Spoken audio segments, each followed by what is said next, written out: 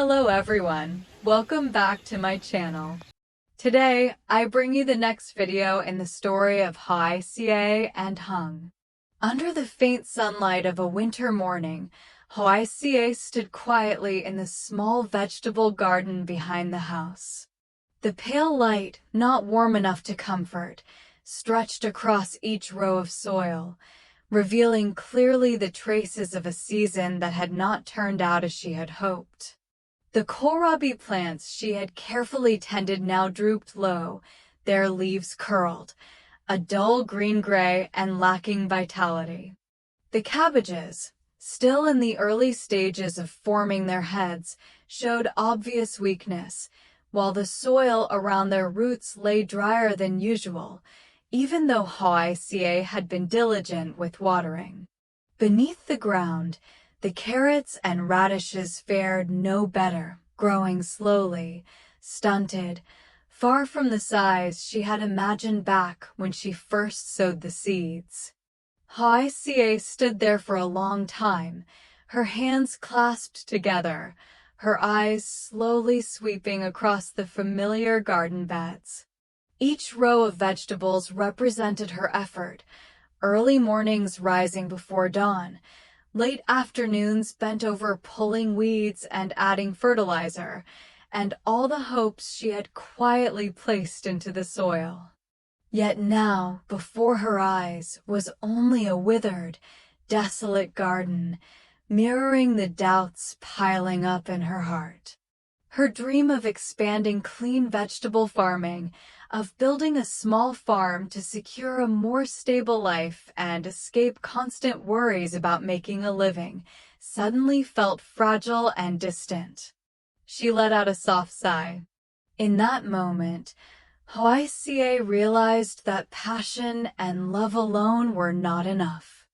Farming required not only hard work, but also knowledge, experience, and continuous learning. The soil could be good and the water sufficient, but without understanding planting seasons, disease prevention, and proper nutrient balance, all efforts could still become meaningless. The thought weighed heavily on her, tinged with regret, self-blame, and fear for the road ahead. Just as Hoài was lost in these tangled thoughts, a familiar voice called out from the gate. Hung's mother had arrived without her noticing. The figure of the elderly woman appeared in the yard, carrying 2 heavy bags of pork, carefully tied. She had just bought them from a neighbor who had freshly slaughtered a pig and brought them over as a New Year gift for Hoài. That simple gesture alone was enough to make the atmosphere instantly warmer. Hung's mother set the bags down on the old wooden table, smiling gently as she spoke in a calm, unhurried voice. She talked about how the pig had been free-range, making the meat firm and fragrant, about how Ted in the countryside didn't need anything fancy, just a bit of meat in the house and a full family meal was already happiness. She reminisced about earlier years, before refrigerators were common, when the family had to think of ways to preserve meat, some made into sausages, some hung in the kitchen loft to be slowly smoked, drying over time and taking on that distinctive flavor unique to a rural Tet. Those simple, rambling stories, without a clear beginning or end, carried a strangely soothing power. Hoài listened quietly, nodding now and then, feeling the heaviness in her heart gradually ease.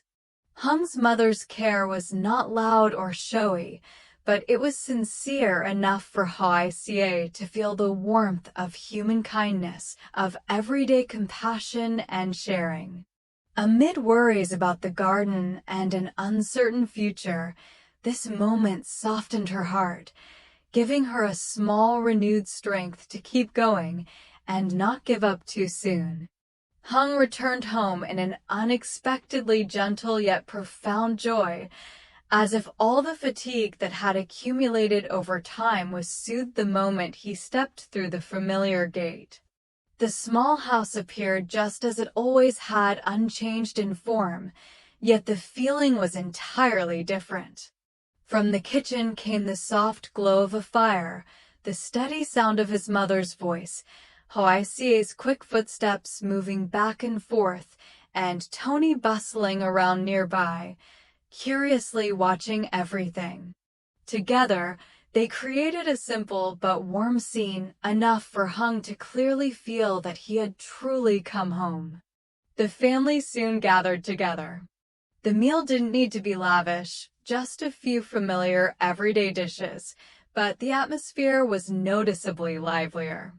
Conversations about Tet flowed naturally, from shopping preparations to relatives, village stories, and everyday anecdotes, with laughter woven through rustic jokes.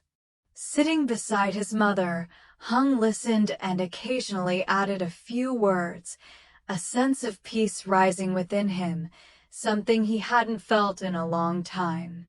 After a while, Hung slowly shared his decision with his mother.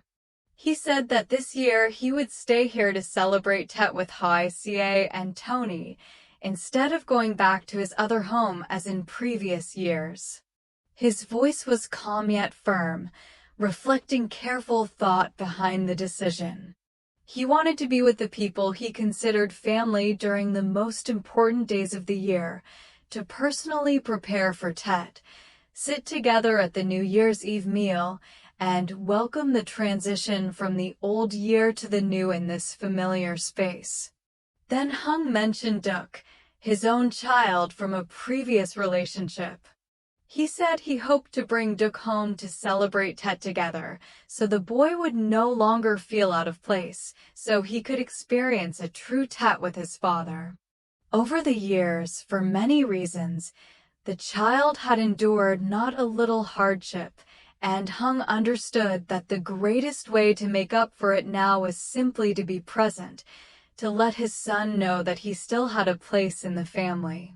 As he spoke, Hung couldn't hide a hint of hesitation, knowing that old matters had left deep marks, not easily erased overnight. The atmosphere in the house grew quiet. Hung's mother fell silent for a moment, her eyes reflecting a mix of emotions. Old memories and lingering worries seemed to surface quietly. Then, in a slow and gentle voice, she spoke. She said she had thought a great deal, that time had changed how she viewed things. What she wanted now was not to cling to old prejudices, but to see the family reunited, children and grandchildren gathered together during Tet. She affirmed that she was willing to welcome her grandchild, willing to open her heart so everyone could live together in harmony, as long as the house was filled with laughter and genuine connection.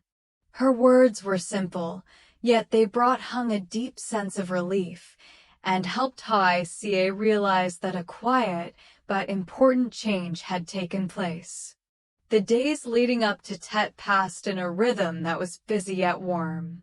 The small house gradually grew livelier, not just with people coming and going, but with the unmistakable sense of year's end. The smell of freshly butchered pork, pepper, garlic, and spices blended together with the faint scent of kitchen smoke, spreading through the air.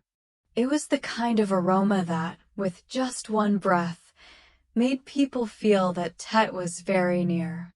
Hung and Hoài prepared everything together. Standing side by side at the table, one cutting meat, the other mixing spices, their hands moved swiftly while their conversation flowed without pause.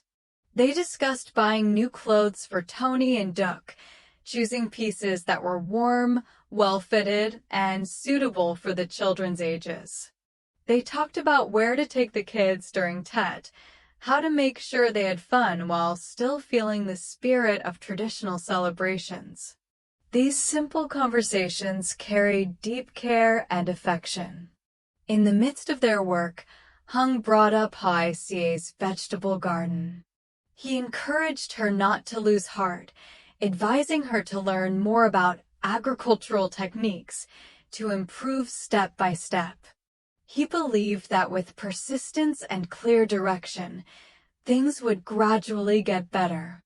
He even promised that next year he would buy her a bicycle so she could practice riding and later use it to take vegetables to the market more easily, gaining greater independence in her daily work. The promise was modest and unshowy, yet practical and sincere enough for Hoài to clearly feel that she was not alone on the path she had chosen. When it came to Tony, Hùng carried even deeper thoughts. He hoped his son would study in a good environment, with discipline and clear direction, so that one day he could confidently step into life with a stable future. These hopes weren't spoken often, but they were present in every decision and plan Hùng quietly made for his child. Inside the small house, where the sounds of knives and chopping boards blended with laughter, where the scent of Tet filled every corner, everything unfolded unhurriedly, yet with purpose. Though many worries ahead could not be resolved immediately, in this moment, everyone could feel the bond growing stronger. And it was precisely this togetherness, this mutual understanding, that made the days leading up to Tet more meaningful than ever. When the batches of sugarcane pulp were brought out to be dried together with the sausages, the small kitchen was instantly filled with a very distinctive aroma, gently sweet yet warmly rich. Heat rose from the stove, blending with the scent of meat and spices, slowly seeping into each strand of sausage hanging from the kitchen loft. The smoldering sugarcane pulp did not smell sharp or burnt.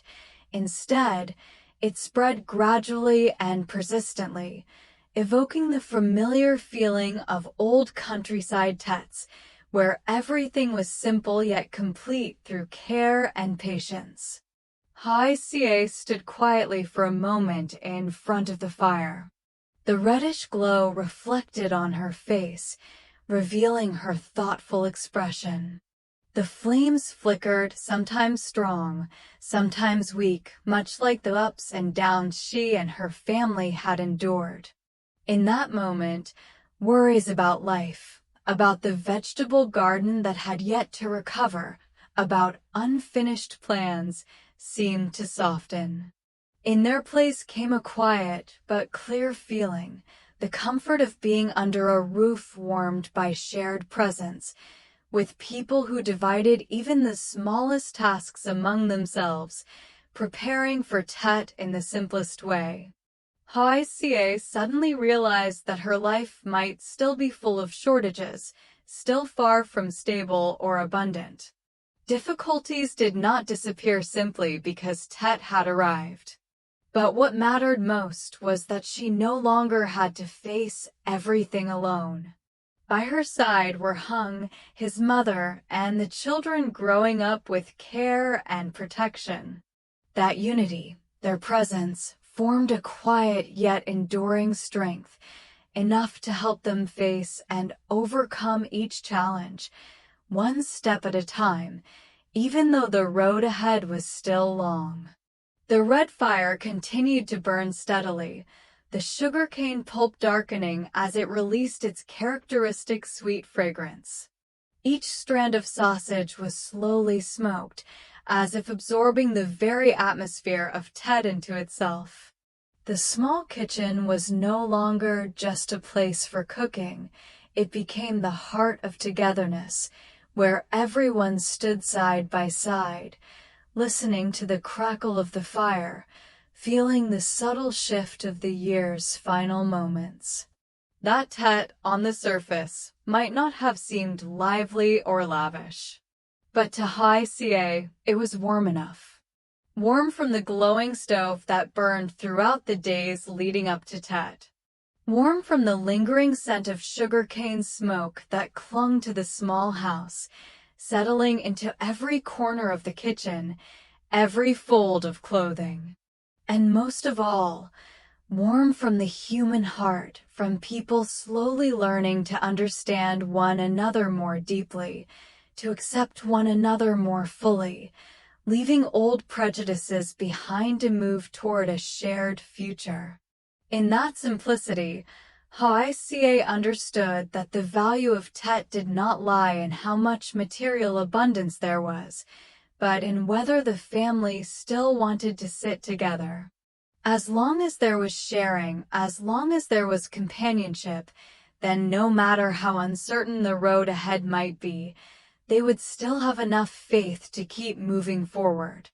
What will happen next in this story, whether these changes within the family will endure, and what new challenges await ahead, all will gradually be revealed in the next episode. Xin chào tất cả mọi người đã quay trở lại với kênh của mình. Trời ơi, sao ở trong này nó tối om vậy ta. Hôm nay thì mình đi về nhà mẹ nên là mình đang làm việc ở trong phòng. Nó bị hơi tối vậy ta. Cảm ơn mọi người rất là nhiều đã theo dõi video của mình nhé.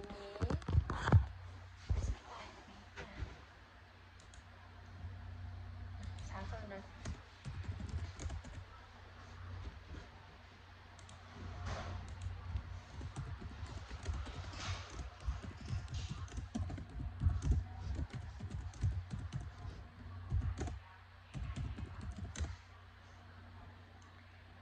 Tạm biệt mọi người nhé. Hẹn gặp lại mọi người trong những video tiếp theo. Hãy đón xem những video tiếp theo trên kênh của mình nhé.